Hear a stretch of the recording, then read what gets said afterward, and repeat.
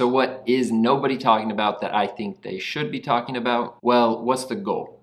The goal of a side hustle is typically to make more money. If the goal is strictly to make more money, and you already have an hourly job, just pick up more hours. That way you get paid on the learning curve and you don't have to context switch between one job and figuring out another. Juggling between multiple things often can create confusion, and confusion can create failure. If picking up more hours at your current job doesn't sound exciting or sexy, let me put some numbers to it. If you make yourself invaluable at a minimum wage role, your competition is low and the reward is high because your boss is gonna love you. I personally did this at one of my minimum wage jobs. I worked hard, I showed up on time with a great attitude, and I tried to learn as much as I possibly could about the business and all the intricacies of how it works. Because of that, I was able to get all of the hours that I wanted to work, and I was on the fast track for a promotion. And my competition were coworkers that had a short-term mindset, often saying things like, they don't pay me enough to do this stuff. With an eager attitude and a long-term mindset, I was able to easily crush the competition that just didn't care about the job because they felt like they weren't getting paid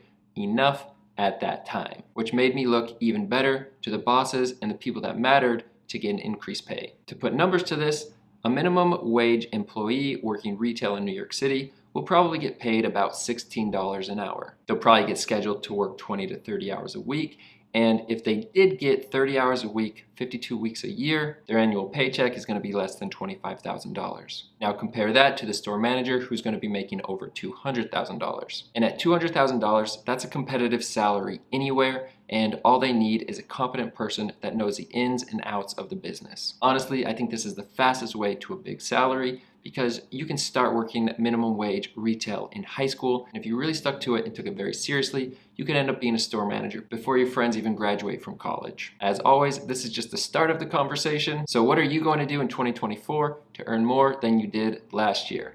Let me know in the comments down below.